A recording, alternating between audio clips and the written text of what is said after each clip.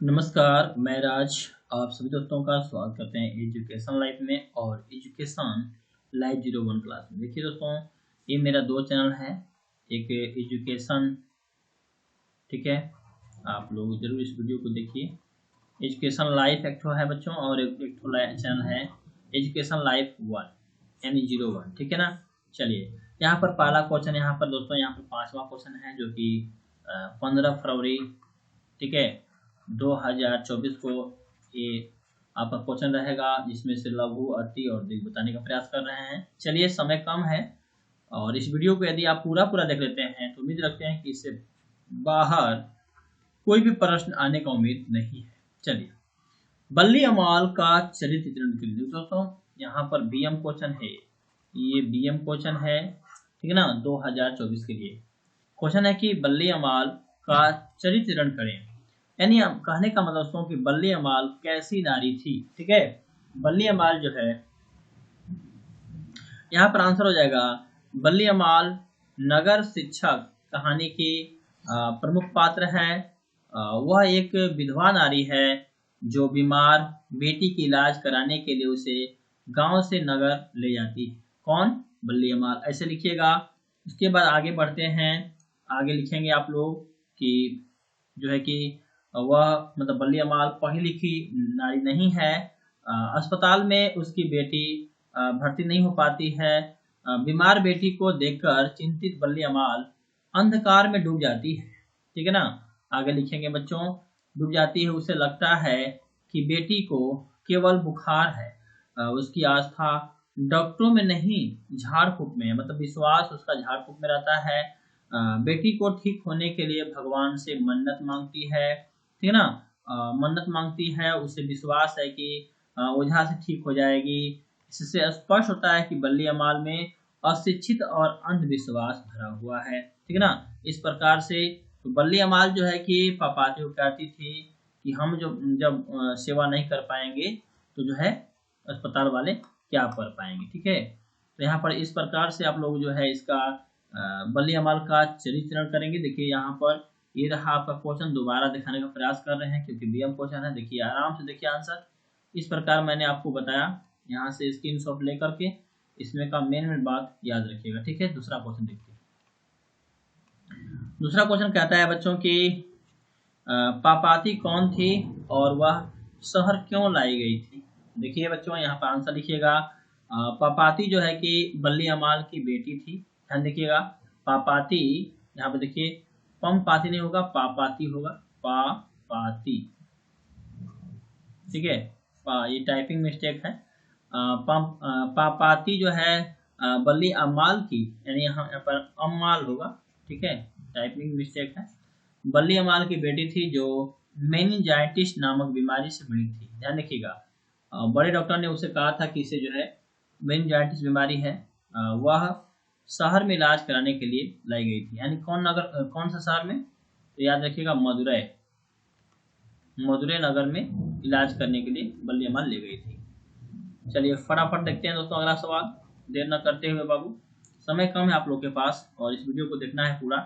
चलिए, यहाँ पर है बड़े डॉक्टर ने अपने अधीनस्थ डॉक्टरों से, नजदीकी डॉक्टरों से पापाती को अस्पताल में भर्ती कर लेने के लिए क्यों कहा और विचार करें, ठीक है। क्यों कहा भाई? देखिए, यहाँ पर आप लोग पहले लिखेंगे उत्तर का डैश की बड़े चिकित्सक एक गरिमामय पद होता है, उन्हें अपने कर्तव्य का निर्वाह करना पड़ता है। यदि वे मरीजों से अनदेखी करने लगे तो अधीनस्थ डॉक्टर इसकी अनदेखी कर लेंगे। यानी कहने का मतलब जब बड़े डॉक्टर ही थोड़ा सा गलती करते हैं तो छोटे डॉक्टर जो नजदीक वाले डॉक्टर हैं वो भी गलती करने का संभावना होते हैं, ठीक है। इस प्रकार से आगे देखिएगा, तो यहाँ पर लिखेंगे दोस्तों अनदेखी करने लगेंगे। बड़े डॉक्टर साहब इस बीमारी के बारे में बाहर के देश से पढ़कर आए थे। इस बीमारी को देखकर उन्होंने पढ़ाई का लाभ उठाना चाहते थे। उनकी पढ़ाई सफल हुई है या नहीं, यही कारण है कि वे जो है कि अधीनस्थ डॉक्टरों से पापाती को भर्ती करने को कहा, ठीक है ना। चलिए, तो इस प्रकार से वे बल्ली अमाल को सही ढंग से नहीं देखभाल कर पाए, सिर्फ लिखे थे कागज पर जो है एडमिट कर लिया जाए, एडमिट, ठीक है। चलिए अगला सवाल है। देखिए बच्चों, यहाँ पर अगला सवाल बाबू, कि बल्ली अम्माल का चरित्र चित्रण करें। देखिए ये सवाल सही है, यहाँ पर अम्माल होगा, अम्माल, टाइपिंग मिस्टेक, चलिए कोई बात नहीं। बल्ली अम्माल का क्या करना है आपको, चरित्र चित्रण करना है। देखिए इसका तो मैंने आपको स्क्रीनशॉट जो है दिया, लिखवाया भी। आगे देखिए ये दोबारा जो है ये उग रहा है। चलिए अगला सवाल यहाँ पर देखिए, लेखक ने कहानी का शीर्षक नगर क्यों रखा, शीर्षक की सार्थकता स्पष्ट कीजिए। भाई देखिए लेखक जो थे इस पाठ के लेखक ने नगर कहानी का जो शीर्षक नगर क्यों रखा। देखिए यहाँ पर उत्तर होता है दोस्तों, देखिए इस जमाने में नगर जो है ना अनपढ़ों का नहीं है बच्चों। लिखेंगे आप लोग आंसर में, प्रस्तुत कहानी में नगरीय व्यवस्था का चित्रण किया गया है। यहाँ के रोगी जो इलाज के लिए गांव से शहर आते हैं, किंतु अस्पताल प्रशासन उसको टाल मटोल कर देते हैं, उसकी भर्ती नहीं हो पाती। जैसे मान लीजिए कि हमारे हिंदुस्तान में बीएचयू है, बीएचयू में यदि आप पढ़े लिखे नहीं रहेंगे तो घूमते रहिएगा, आपका इलाज नहीं हो पाएगा, ठीक है। उसकी भर्ती नहीं हो पाती है। नगरीय व्यवस्था से शुद्ध होकर ही इस कहानी का शीर्षक नगर रखा गया है। कहानी के शीर्षक में अस्पताल प्रशासन की कमजोरियों, मानवीय मूल्यों में निरंतर आने की वाली कमियों का वर्णन किया गया है। ऐसे आप लिखेंगे बच्चों। यहाँ पर लिखेंगे आगे कि नगरों में रहने वाले लोग केवल अपनी सुख सुविधा में लगे रहते हैं, है ना। शहरों में लोग उन्हें अपने आप से सिर्फ मतलब रहता है। इन सिद्धांतों से स्पष्ट होता है कि जो है कि आगे लिखेंगे कि प्रस्तुत कहानी का जो शीर्षक है सही रखा गया है, इसका नाम है नगर।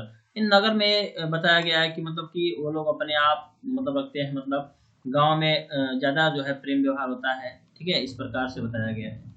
तो आगे देखिए दोस्तों, यहाँ पर स्क्रीनशॉट ले सकते हैं। अगला सवाल यहाँ पर है कि पापाती कौन थी और वह शहर क्यों लाई गई थी, ठीक है।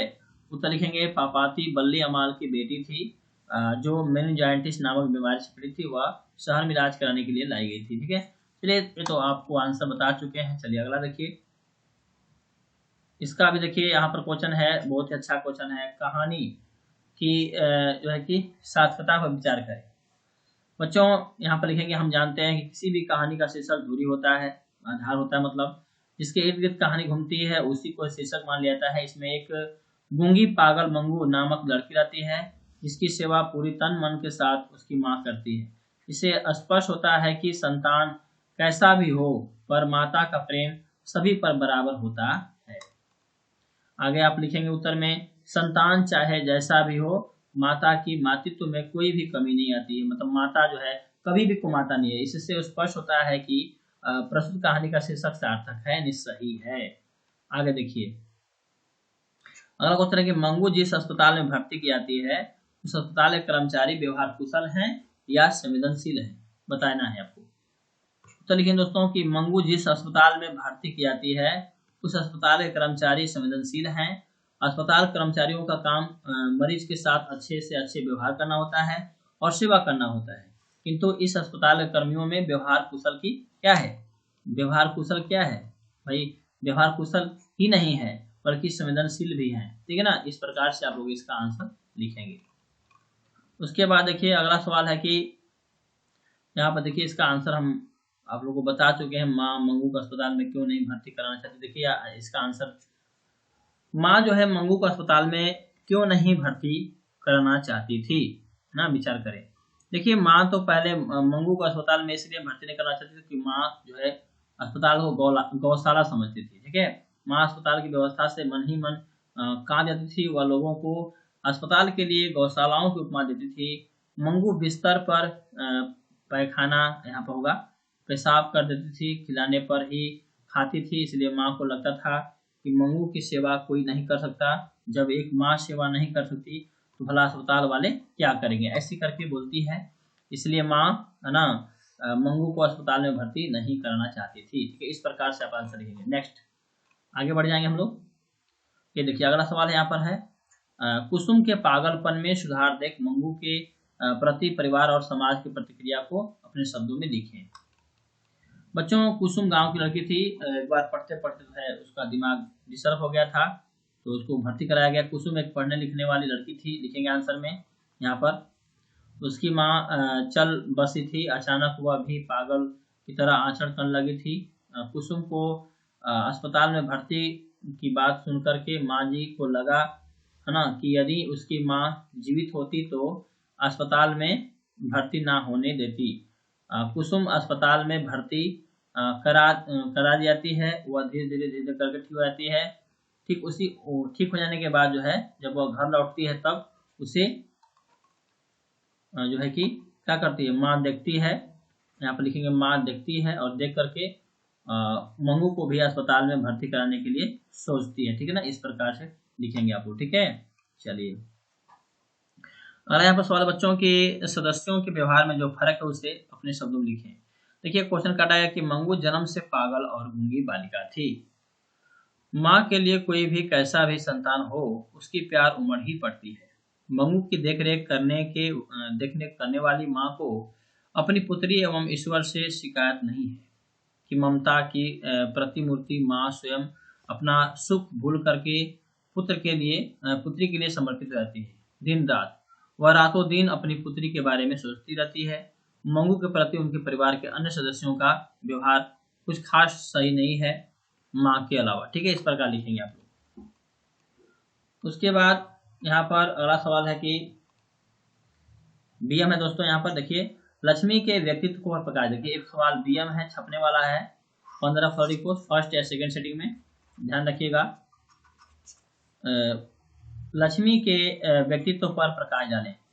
लक्ष्मी का चाल स्वभाव ढंग बताना आपको है ना। वही लक्ष्मी जो बाढ़ के झकझोर से जो है अपने आप को जो है कि रक्षा कर पाती है। चलिए लिखेंगे उत्तर में कि लक्ष्मी प्रस्तुत कहानी की प्रधान नायिका है। कौन सी कहानी है? धैर्य विश्वास। यह एक नारी का जो रूप होना चाहिए वह लक्ष्मी में झलकता है। जीवन रूपी पद को एक चक्र होने वाली पत्नी का सही रूप लक्ष्मी धारण करती है। पत्नी पति के बाहर जाने पर भी वो अपने घर के पूरे काम को संभाल लेती है। गांव में आई आपदा के कारण लक्ष्मी का विश्वास थोड़े समय के लिए, है ना, डगमगाने लगता है, परंतु यह तो विधि का विधान है, इसे कौन टाल सकता है। अचानक गांव में बाढ़ का पानी आ जाता है और सब कुछ तबाह तबाह कर देता है, परंतु लक्ष्मी एक सही नारी का रूप धारण करके अपने बाल बच्चे के साथ ऊंचा स्थान की ओर दौड़ती है। ठीक है ना, दौड़ती है। देखिए आगे क्या होता है। किंतु पैर में ठेस लगने की वजह से वह रुक जाती है तथा अपनी दोनों बेटियों को आगे जाने का आदेश देती है। तब तक बाढ़ का सैलाब इसके करीब आता जाता है। लक्ष्मी बरगद के पेड़ के सहारा लेना चाहती है ना। अब देखिए आगे कहानी। और उसी में उसका छोटा बेटा बाढ़ के सैलाब में बह जाता है। ध्यान रखिएगा, कहानी पढ़े होंगे आप लोग। इतना कुछ होने के बावजूद भी लक्ष्मी एक अन्य छोटे से बालक को दूध पिलाना चाहती है। लास्ट में देखिएगा जब होश आता है तो एक बच्चा रहता है जो कि मरा हुआ, उसको अपने स्तन से लगा लेती है। लक्ष्मी वो नारी है जिससे उसके अंदर, है ना, एक सही मातृत्व का प्रेम प्रकट होता है कि भाई सही में लक्ष्मी जो है प्रेमिका है। ठीक है बच्चों का। यहाँ पर दोस्तों, यहाँ पर लिखे लक्ष्मी का पति कौन था। देखिए कमेंट बॉक्स में कमेंट कीजिएगा कि लक्ष्मी का पति कौन था। लक्ष्मी का पति कौन था? अगर नहीं पता है दोस्तों तो ध्यान रखिएगा, इसका पति था लक्ष्मण। कहाँ काम कर रहा था बच्चों? कोलकाता में। कोलकाता में, ठीक है ना। इस प्रकार से आगे देखिए अगला कहानी बच्चों। यहाँ पर बाबू क्वेश्चन अगला है। बाबू बेटा लक्ष्मी के व्यक्तित्व पर प्रकाश डालें। कैसा उसका व्यवहार है। लक्ष्मी एक कुशल गृहिणी है। लक्ष्मी के पति का नाम जो है कि लिखेंगे हम लोग लक्ष्मण है, जो कलकत्ता में काम कर पाता है। लक्ष्मण इतना पैसा नहीं दे पाता है जिससे उसका घर द्वार चल पाए, इसलिए तहसीलदार के साथ के यहाँ काम करके पैसा कमाती है। लक्ष्मी प्रस्तुत कहानी यानी धैर्य विश्वास की नायिका है ना। यह एक नारी का जो रूप होना चाहिए वह लक्ष्मी में झलकता है। ये तो आपको बताए हैं बच्चों। चलिए यहाँ पर देखिए क्वेश्चन है कि लक्ष्मी कौन थी, उसकी पारिवारिक स्थिति का वर्णन कीजिए। कैसा उसका परिवार। देखिए वही पैसा के बारे में लिखना है। लक्ष्मी धैर्य विश्वास कहानी के प्रमुख पात्र है। इसके पति का नाम लक्ष्मण है। यह कलकत्ते में यानी लक्ष्मण कलकत्ते में नौकरी करते थे। लक्ष्मण नौकरी से घर का भरण पोषण पूर्ण रूप से नहीं कर पाता था भाई, जिसके कारण लक्ष्मी एक तहसीलदार के छोटे मोटे काम करके घर का भरण पोषण करती थी तथा पूर्वजों के द्वारा एक कट्ठा खेत छोड़ जाने के कारण वह अपने खेत में भी काम करती है और अपने घर का भरण पोषण करती है। तेज वर्षा होने के कारण उसको यह चिंता सताती रहती है कि कहीं गांव में बाढ़ ना आ जाए। ऐसा सोचती है क्योंकि पहली बार आई थी। याद रखिएगा, उसका ससुर जो है, लक्ष्मी का ससुर पहली बार जब आई थी उसका जो है पत्थर से दबा करके उनकी मृत्यु हो गई थी। ठीक है, ऐसे करके। अगला सवाल यहाँ पर पूछा गया है कि कहानी के आधार पर प्रमाणित करें कि उड़ीसा का जनजीवन बाढ़ और सूखा से काफी प्रभावित रहा है। वही कहानी ढाते विश्वास। ठीक है, तो लिखेंगे उड़ीसा का भौगोलिक स्थिति ऐसा है कि वहां पर आए दिन बाढ़ और सूखा होता रहता है। प्रकृति की विपदाएं उड़ीसा के लिए होता है। उड़ीसा में बहुत सारी नदियां हैं जिसमें एक देवी नदी पर एक भले बांध बांधा हुआ है। जब पूरा गांव बाढ़ की चपेट में आ जाता है तो लोग ऊंचे स्थानों पर चले जाते हैं। ठीक है, और वहां लोग जीवन मौत से जूझने के लिए जो है कि मजबूर रहते हैं और वे लोग समझ लेते हैं कि सब भगवान के द्वारा हो रहा है। ठीक है, अब धीरे धीरे करके उनका भगवान से भी विश्वास उठता नजर आ रहा था। ठीक है, इस प्रकार से आप लोग इसका आंसर लिखेंगे। देखिए दोबारा मैं दिखा दे रहा हूँ बच्चों, इस प्रकार से आंसर लिखेंगे। यहाँ पे देखिए लक्ष्मी के व्यक्तित्व को प्रकार जानना है बच्चों। यहाँ पे देखिए स्क्रीनशॉट इसका लीजिएगा, इस तरह से आंसर लिखिएगा इसका। देखिए इस प्रकार। ठीक है, ये वाला देखिए कहानी के शीर्षक के साथ कथा वाला, ये भी देखिए इसका स्क्रीनशॉट ले सकते हैं। ये देखिए लक्ष्मी वाला है, इसे मैंने आप लोगों को बताया। ये देखिए अगला सवाल है यहाँ पर है, मगम्मा का चरित्रण कीजिए। मगम्मा कैसी नारी थी भाई? मगम्मा दही वाली मगम्मा कहानी की प्रमुख पात्र है। कहानी की कथा वस्तु इसके इर्द गिर्द घूमती रहती है। पति के मरने के बाद भी मगम्मा कभी या नहीं सोचती थी कि उसका बेटा पत्नी के कहने पर उसको छोड़ देगा। मगम्मा दही बेचकर अपनी जीवन यापन करती थी। वह एक भोली भाली भारतीय नारी है। ठीक है, उसको अपने पति से बहुत प्रेम था। वह एक दिन के लिए भी अपने पोते से, यहाँ पर देखिए गलत हो गया, उसको अपने पोते से बहुत प्रेम था। वह एक दिन के लिए भी अपने पोते यानी नाती से अलग नहीं रहना चाहती थी भाई, जिससे स्पष्ट होता है कि उसके अंदर मातृत्व और प्रेम की भावना थी।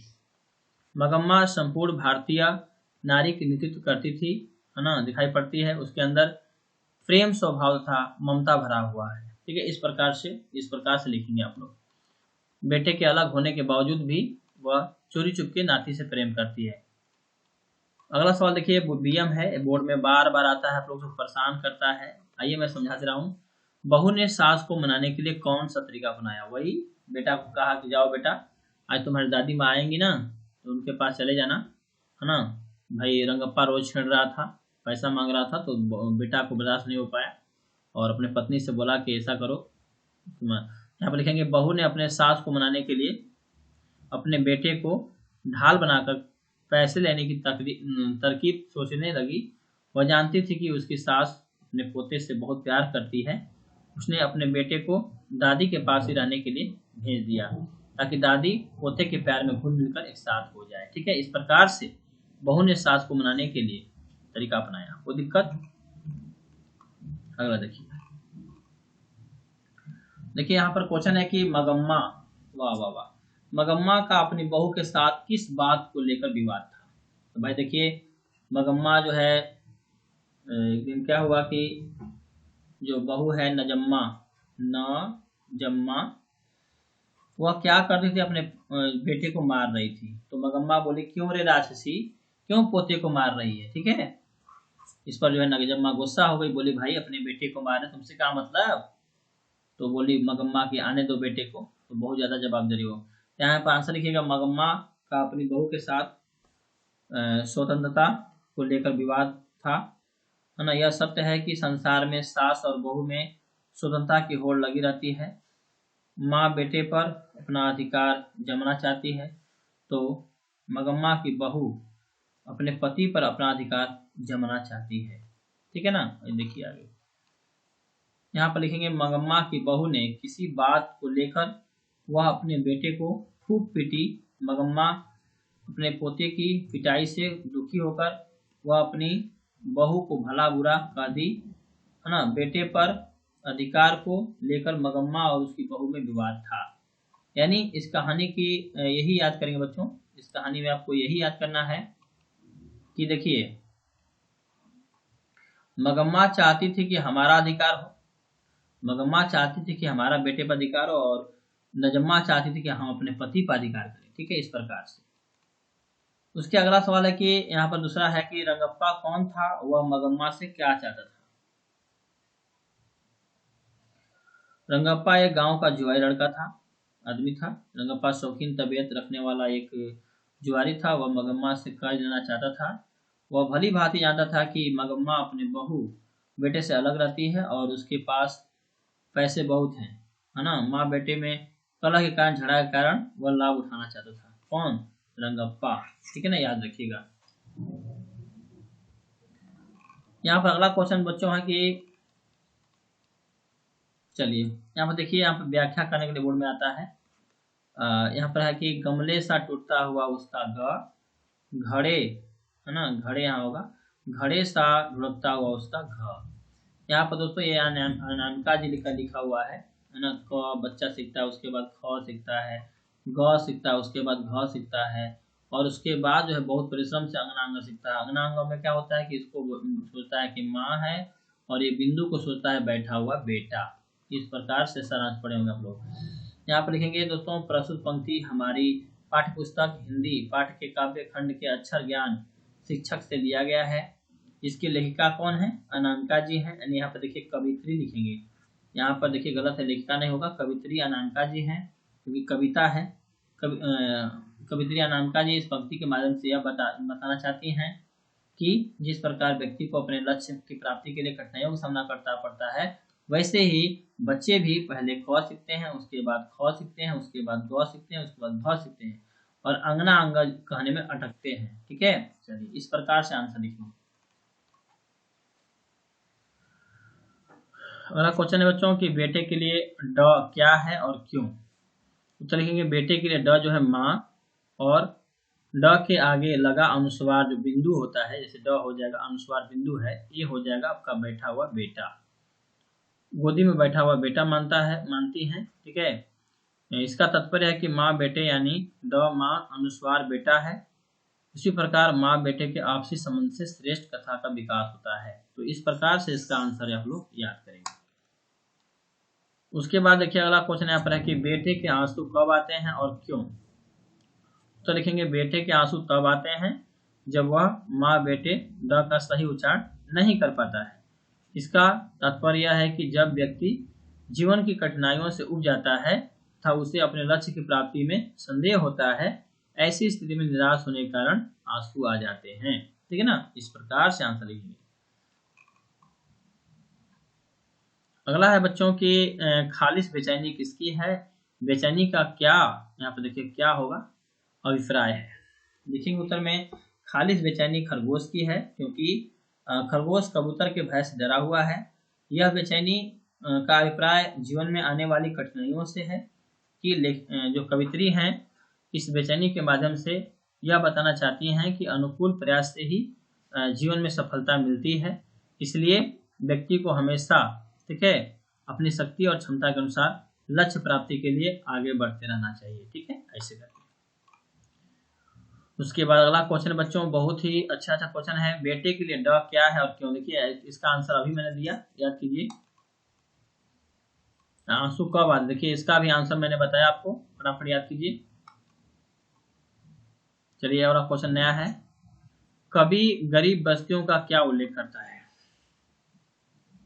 बच्चों कवि जो है वीरेंद्र डंगवाल जी कहते हैं कि गरीब व्यक्ति कमजोर होता है, इसी कारण उसने मान लिया है कि गरीब या अमीर होना ईश्वर की कृपा पर निर्भर करता है। कवि यहाँ पर कवि छोटा रहेगा, कवि गरीब बस्तियों का उल्लेख करते हुए स्पष्ट करना चाहते हैं कि अज्ञानता के अंधकार डूबा व्यक्ति अपना अधिकार से अनजान होता है, इसी कारण वह शोषण का शिकार होता है और जुल्म को ईश्वर का विधान मान करके आगे बढ़ता है। ये कवि बता रहे हैं।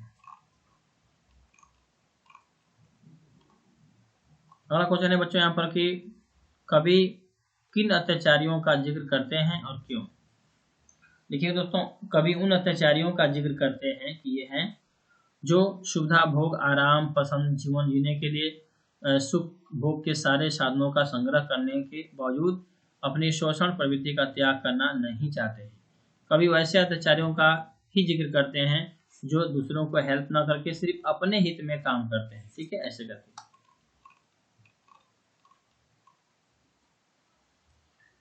यहाँ पर अगला क्वेश्चन है कि मक्खी के जीवन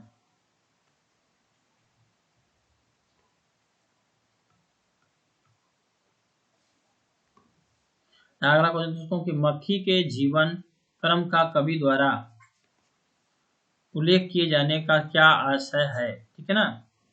तो यहाँ पर देखिए उत्तर लिखेंगे, मक्खी के जीवन क्रम द्वारा यह स्पष्ट करने का प्रयास किया गया है कि जिस प्रकार मक्खी का जीवन अति छोटा होता है उसी प्रकार गरीब जनता का जीवन छोटा होता है। कवि के कहने का आशय यही है कि गरीब जनता ही अत्याचारियों के जुल्म का शिकार होती है। उनके जीवन का मूल्य मक्खी के समान होता है। ठीक है। यहाँ पर अगला क्वेश्चन है बाबू, यहाँ पर देखिए व्याख्या करने पहला है, एक दिन सहसा, देखिए यहाँ पर सहसा होगा, ध्यान रखिएगा, सहसा कविता में दिया हुआ है। एक दिन सहसा सूरज निकला वाट, ये कहाँ से है बच्चों, ये बताना है। तो देखेंगे यह वाक्यांश जो है लिखा गया है ना जी, हिरोशिमा से लिया गया है ना। प्रस्तुत पंक्ति हमारी पाठ्य पुस्तक हिंदी पाठ के काव्य खंड में हिरोशिमा शीर्षक से लिया गया है, जिसके लेखक यहाँ तो नहीं होगा, यहाँ पर कवि होगा, सत्यानंद जी हैं। वह इस पंक्ति के माध्यम से यह बताना चाहते हैं कि जब अमेरिका ने 1945 में हिरोशिमा पर परमाणु बम गिराया तो पूरा शहर में तराही तराही मच गया। लोग गर्मी और तेज प्रकाश से मोम की तरफ पिघल गए तथा धूप की तरह आग चारों तरफ फैल गई और चारों तरफ विनाश ही विनाश दिखाई दिया। यानी भोर जो था उसमें रात थी, तो सूर्य वाला प्रकाश न होकर के मानव वाला सूर्य जो है उग गया। ठीक है, इस प्रकार से। अगला क्वेश्चन है यहाँ पर ख नंबर है बच्चों, काल सूर्य के रथ के पहियों के टूटकर बिखर गए हों दसों दिशा में, यहाँ पर 200 होगा। देखेंगे प्रस्तुत पंक्ति हमारे पाठ्य पुस्तक हिंदी पाठ के काव्य खंड में हिरोशिमा शीर्षक से दिया गया है, जिसमें जो है कवि हैं सत्यानंद जी हैं, इसमें कवि बताना चाहते हैं कि इस नगर के मध्य में ऋतु रूपी सूर्य का टूटा हुआ भाग था। बम फटते विनाश का पदार्थ 10 दिशाओं में फैल जाता है, यानी ये अमेरिका जो है छोड़ता है जापान पर। अगला क्वेश्चन यहाँ पर है बच्चों, मनुष्य की छाया कहाँ और क्यों पड़ती है। मनुष्य की छायाएं जो है हिरोशिमा पर गिराया गया परमाणु बम के कारण पड़ी हुई है। मानव निर्मित बम ने मानव को ही तबाही करके ढकेल दिया। उस समय जब हिरोशिमा पर परमाणु बम गिराया गया तब उसके तीव्र गर्मी के कारण मानव का शरीर मोम के समान जो है गल गया।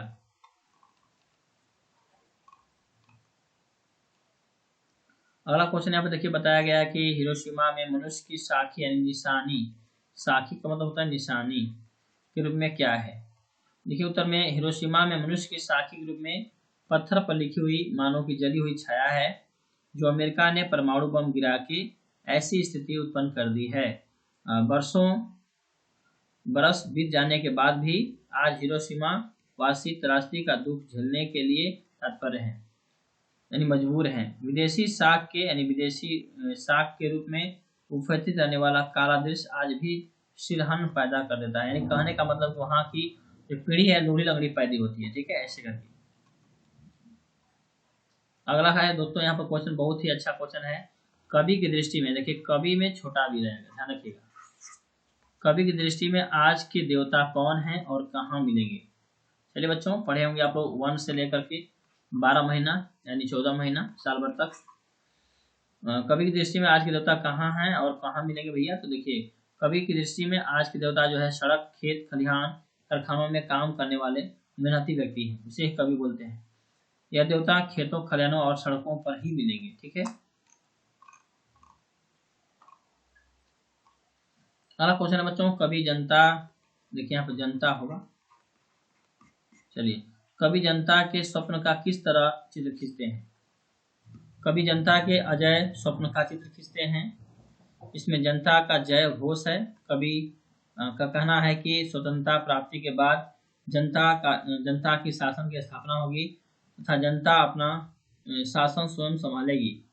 हर व्यक्ति का शासन पर समान अधिकार होता है, यानी जनमत में जनता का अधिकार है। जनता के वोट से ही, जनता के मत से ही बड़े बड़े नेता जो है चुनाव जीतते हैं।